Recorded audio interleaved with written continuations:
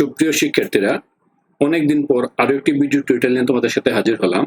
আজকের আলোচনার বিষয় হচ্ছে তোমাদের 2.1 অধ্যায়ের অঙ্কগুলো। খুবই সহজ, সমানুপাত লিখতে বলছে। আগে আমরা একটু আলোচনা করি সমানুপাত চিহ্নটা কেমন। সমানুপাত চিহ্নকে সাধারণত এই অনুপাতের এই ডাবল চিহ্ন দ্বারা প্রকাশ করা হয়। এই চিহ্নটা, এই যে চিহ্নটাকে আমি আবদ্ধ করলাম, এটা হচ্ছে সমানুপাতের চিহ্ন। তো সমানুপাতের শর্ত হচ্ছে আগে একটি অনুপাত থাকবে, অর্থাৎ পূর্ব রাশি উত্তর রাশি থাকবে। মনে করো এখানে এক্স অনুপাত ওয়াই, তারপর এই দিকে থাকবে এই জেড অনুপাত মনে করো পি। এই সিস্টেমটাই হচ্ছে সমানুপাত। তো সমানুপাত করার জন্য আমরা সাধারণত একই জাতীয় রাশিকে একসাথে নিয়ে নেব। যেমন এখানে 3 কেজি 6 কেজি, অর্থাৎ কেজি, এই কেজি গুলো একসাথে আনবো। আর এখানে আছে দেখো টাকা টাকা, অর্থাৎ টাকাগুলো আমরা একসাথে নেব। আশা করি বুঝতে পারছো। তো এই অনুযায়ী এখানে দেখো আমরা এই কেজি টাকা নেওয়ার জন্য প্রথম ধাপে আমার কি দেওয়া ছিল, দেওয়া আছে তোমার 3 কেজি, এখানে 6 কেজি, এখানে 5 টাকা, এখানে আছে 10 টাকা। আশা করি বুঝতে পারছো। এই এখন আমরা প্রথমে যে কেজি বা বরের অনুপাতগুলো আমরা একসাথে লিখলাম। অর্থাৎ বরের অনুপাত হচ্ছে কত, 3 কেজি অনুপাত 6 কেজি। আশা করি বুঝছো। দ্বিতীয় হচ্ছে টাকার অনুপাত, এই টাকা এবং এই টাকা। আশা করি বুঝতে পারছো। টাকার অনুপাত এই 5 অনুপাত 10। তাহলে আমরা বরের অনুপাত এবং আমরা কি টাকার অনুপাত দুইটাই আমরা লিখে ফেলবো। তারপর কি লিখবো, প্রথমটা লিখবো বরের অনুপাত, এই সমানুপাত চিহ্ন, তারপর কি টাকার অনুপাত। অর্থাৎ দুটি ভিন্ন জাতীয় রাশি সমানুপাতের দুই পাশে থাকবে। আশা করি তোমরা এটা বুঝতে পারছো। তো শিক্ষার্থীরা, এই তাহলে আমাদের প্রথমটা গেল। আশা করি এটা নিয়ে তোমাদের প্রবলেম হওয়ার কথা নয়। তো এখান থেকে দেখে দেখে লিখে ফেলবে, বা যে কোনো প্রবলেম যদি মনে হয় অবশ্যই কমেন্টস করবে, আমরা চেষ্টা করবো বুঝিয়ে দেওয়ার জন্য। ম্যাথ একাডেমি বিডি একটি অন্যতম ম্যাথমেটিক্সের চ্যানেল। যদিও সময় স্বল্পতার জন্য ভিডিও আপলোড করতে লেট হয়, আমরা চেষ্টা করব। আর ডেসক্রিপশন বক্স চেক করলে তোমরা লিঙ্ক পেয়ে যাবে, সবগুলো অঙ্কের লিঙ্ক দিয়ে দেওয়া আছে। এখানে দেখো দিয়ে দেওয়া আছে 9 বছর, আর এখানে দেওয়া আছে 18 বছর। তো এখন আমরা যেটা বলতে পারি, এই বছর বা সময় এবং এটা হচ্ছে তো দিন। তাহলে আমরা এখানে বছরের অনুপাতটা নিয়ে নেব, কত 9 অনুপাত 18, একই রকম চিহ্ন। আর এটা হচ্ছে দিন, এই 10-20, অর্থাৎ দিনের অনুপাত 10-20। আশা করি বুঝতে পারছো। এবার আমরা কি করব, এই প্রদত্ত রাশিগুলোকে দেখো, এই তার সমানুপাত হবে এই বছরের অনুপাত, এই দেখো বছরের অনুপাত, তারপর এই সমানুপাত চিহ্ন। আশা করি দেখতে পারছো এই সমানুপাত চিহ্ন, এটা হচ্ছে কত, দিনের অনুপাত, এই দিনের অনুপাত লিখলাম। এটাই অ্যান্সার। এবার আমরা সলভ করব এই যে আমাদের এই গ নাম্বার কোশ্চেনটি। দেখো এখানে বলে দেওয়া আছে, ভালো করে দেখো, এখানে বলে দেওয়া আছে এই সেন্টিমিটার, এই সেন্টিমিটার, আর দেওয়া আছে সেকেন্ড, এখানে দেওয়া আছে মিনিট। দেখো একটুর জন্য মিললো না। সেন্টিমিটার ঠিকই আছে, বাট সেকেন্ডটা কিসে হয়ে গেছে, এটা মিনিটে। তাই মিনিটটাকে আমি সেকেন্ডে কনভার্ট করে নেব।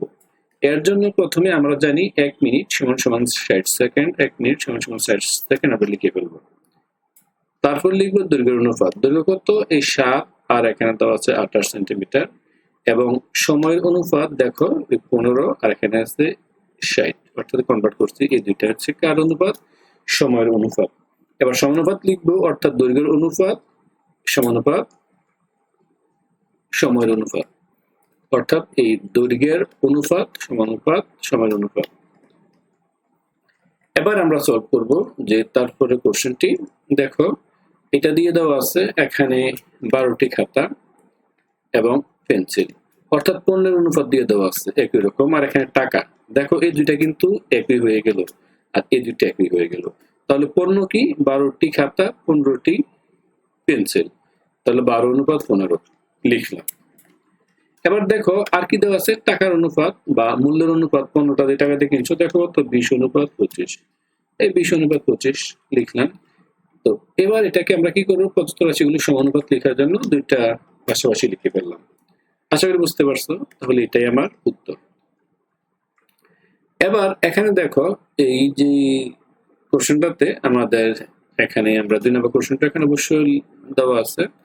এখন দেখো এই হচ্ছে 125 জন ছাত্র আর শিক্ষক, তাহলে লিখবো ছাত্র শিক্ষকের অনুপাত, এবং তারা যে চাঁদা দিয়েছে চাঁদার অনুপাত, তাহলে কত? এটা 2500 অনুপাত 500। তাহলে একই জাতীয় ছাত্র শিক্ষক সমানুপাত চিহ্ন এই টাকার অনুপাত, এই দুইটা ভাবে লিখলাম, এটাই আমার অ্যান্সার। শিক্ষার্থীরা, আশা করি তোমরা এই অংশটা বুঝতে পারছো। এটা নিয়ে আশা করি প্রবলেম হওয়ার কথা নয়। এবার আমরা সলভ করব 2 নাম্বার কোশ্চেনগুলো। যদি না বোঝো সেক্ষেত্রে তোমরা অবশ্যই জানাবে। এবার দেখো, এই যে 2 নাম্বার যে কোশ্চেনগুলোতে এখানে আমরা যে অংশগুলো নিয়ে খুব আলোচনা করব। শিক্ষার্থীরা, এখান থেকে দেখো আমরা খুব সহজেই অনুপাত সমানুপাতের বিষয়গুলো সলভ করতে পারবো। এখানে বলে দিয়ে দেওয়া আছে যে নিচের ক্রমিক সমানুপাতের প্রান্তীয় দুটি রাশি দেওয়া আছে, সমানুপাত তৈরি করো। তাহলে এইবার বলো ক্রমিক সমানুপাত। ক্রমিক সমানুপাতের অর্থাৎ এ অনুপাত বি ইজ ইকুয়াল, লক্ষ্য করো, বি অনুপাত সি, অর্থাৎ এই দুইটা কিন্তু সমান, তাই এই দুইটাকে আমরা দ্বিতীয় রাশি বলবো, আর এইটাকে বলবো প্রথম রাশি, আর এটাকে বলবো তৃতীয় রাশি। কারণ এটা কি ক্রমিক সমানুপাত, অর্থাৎ এই ক্রমিক সমানুপাতের শর্ত হচ্ছে এই মাঝখানে দুটা সেম থাকবে। তো এই কারণে আমরা এখানে যে প্রান্তীয় রাশিগুলো দেওয়া আছে এটাকে আমরা বলবো প্রথম এবং তৃতীয়। আবার বলি প্রান্তীয় রাশি মানে এই প্রথম আর কি তৃতীয়, অর্থাৎ এই প্রথম, এটা হচ্ছে তৃতীয়, কারণ এটা এই আর এই দুইটা কিন্তু দুইটা ভিন্ন হলেও দুইটা মান কিন্তু বি।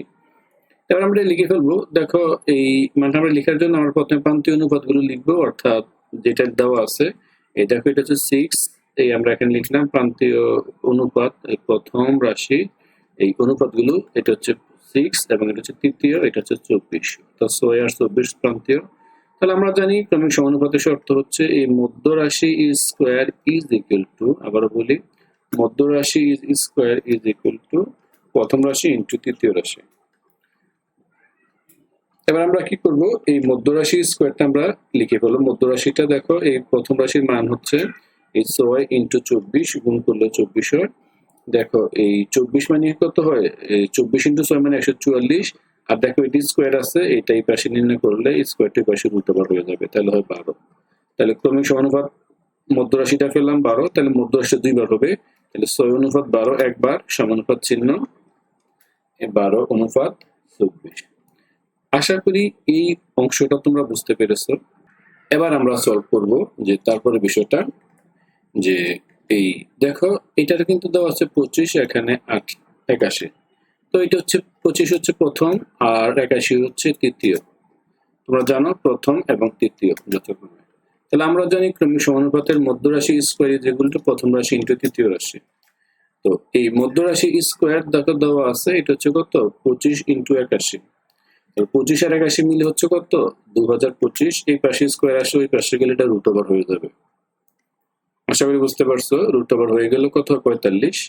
তাহলে ক্রমিক সমানুপাত হচ্ছে 25 অনুপাত 45, এই সমানুপাত চিহ্ন 45 অনুপাত 81 অ্যান্সার। শিক্ষার্থীরা, আশা করি এটা তোমরা সহজে বুঝতে পেরেছো, না বুঝলে তো অবশ্যই কমেন্টস করবে। এবার আমরা সলভ করব তারপরে কোশ্চেনটি। দেখো, এই যে প্রশ্নটা দিয়ে দেওয়া আছে,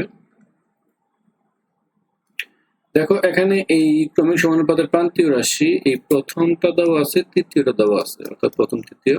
আমরা ক্রমিক সমানুপাতের শর্তটা, এই সূত্রটা লিখে ফেলো, মধ্য রাশি স্কোয়ার ইজ ইকুয়াল টু এই প্রথম রাশি ইন্টু তৃতীয় রাশি। মধ্য রাশি স্কোয়ার ইকুয়াল টু এই যেটা গুণ করলাম, এই যেটা গুণ করলে হয় 784। যেহেতু এখানে স্কোয়ার পাশে রুট ওভার হয়ে যাবে, রুট ওভার 784 মানে হচ্ছে 28। তাহলে সুতরাং ক্রমিক সমানুপাতিক মানে হচ্ছে এই প্রথমটা অনুপাত দ্বিতীয়টা, সমানুপাত চিহ্ন এই দ্বিতীয় অনুপাত এই তৃতীয়টা। তো আশা করি তোমরা এই তিনটি যে বুঝালাম আশা করি বুঝছো। এবার আমরা বাকিটা দেখব। শিক্ষার্থীরা, এটাতে একটু লক্ষ্য করো, এটা কিন্তু মিশ্র ভগ্নাংশ দিয়ে দেওয়া আছে, এটাকে সাধারণ ভগ্নাংশে প্রকাশ করতে হবে। তো সাধারণ ভগ্নাংশটা আমি দেখাচ্ছি। সাধারণ ভগ্নাংশ হচ্ছে, দেখো এই যে অংশটা দিয়ে দেওয়া আছে, আমি আবারও বলি, মিশ্র ভগ্নাংশের ক্ষেত্রে এখানে একটি ভগ্নাংশ টান দেবা, এই 5 যেটা আছে হর হর লিখেই ফেলবা। তারপর দেখো এই 5 গুণন 1 যোগ হবে এই উপরে যেটা আছে, লব যেটা, এটাকে যদি তুমি আর একটু সলভ করো তাহলে হয় 5 কত হয় 5 একে 5 যোগ 2 আলটিমেট মান হচ্ছে 7, এখানে হচ্ছে 5। আশা করি এটা তোমরা বুঝছো। এই প্রান্তীয় রাশি দুইটাকে প্রথমটা তো দেওয়াই আছে, এখানে কোনো মিশ্র ভগ্নাংশ নেই তাই ভগ্নাংশ রয়ে গেল। আর এটা যেহেতু মিশ্র ভগ্নাংশ ছিল তাই এটা এভাবে লিখে ফেললাম, কত 7 5/7। এবার আমাদের কাজ থাকবে এই সূত্রটা লেখা, মধ্য রাশি স্কোয়ার যেগুলো প্রথম রাশি ইন্টু তৃতীয় রাশি। মধ্য রাশি স্কোয়ার দেখো এই প্রথম রাশিটা লিখলাম, এই তৃতীয় রাশিটাও লিখলাম। এই কাটাকাটি করলে 5 একে 5 7 থেকে 7 থাকতেছে 1, তাই এই স্কোয়ার আছে 1 একে বর্গমূল করলে তো একই হয়, তাই এটা নিয়ে কোনো প্রবলেম নেই। তাহলে আমরা এখানে এইটা একটু সাজিয়ে লিখবো, অর্থাৎ এই যে প্রথম যেটা, অর্থাৎ এই 7/5 অনুপাত 1 দিব, সমানুপাত চিহ্ন, আবার 1 অনুপাত এই 5/7, এটা লিখে আমার কাজ শেষ। আশা করি তোমরা এই অংশটা নিয়ে কোনো প্রবলেম থাকার কথা নয়, আর প্রবলেম থাকলে তোমরা অবশ্যই কমেন্টস করবে, আমরা চেষ্টা করব তোমাদেরকে আরো ইজিলি বুঝিয়ে দেওয়ার জন্য। এবার দেখো দশমিক, সেম একই কথা, দশমিকটা রয়ে গেল, এই দশমিকগুলো রয়ে গেল। আমরা জানি ক্রমিক সমানুপাতের মধ্য রাশি স্কোয়ার ইকুয়াল টু কত, প্রথম ইন্টু তৃতীয় রাশি, এই দুটাই লিখে ফেললাম। তারপর মধ্য রাশি স্কোয়ার ইজ ইকুয়াল টু এই 20.25 গুণ করলে এটা হয়, তো স্কোয়ার আসছে তাকে রুট ওভার করলাম, ক্যালকুলেটরের মান দিবা, আসবে 4.5। তাহলে এটাকে সাজিয়ে লিখলে, তো প্রথমটা দিয়ে দেওয়া আছে দেখো, এই প্রথমটা অনুপাত, আশা করি বুঝতে পারছো। আবার দেখাই, এই প্রথমটা অনুপাত দ্বিতীয় রাশি সমানুপাত, আবার দ্বিতীয়টা অনুপাত এই তৃতীয় রাশি। তো এটাই আমাদের অ্যান্সার, আশা করি তোমরা বুঝছো। চ্যানেলটা সাবস্ক্রাইব করবে। সবাইকে অসংখ্য ধন্যবাদ, আল্লাহ হাফেজ।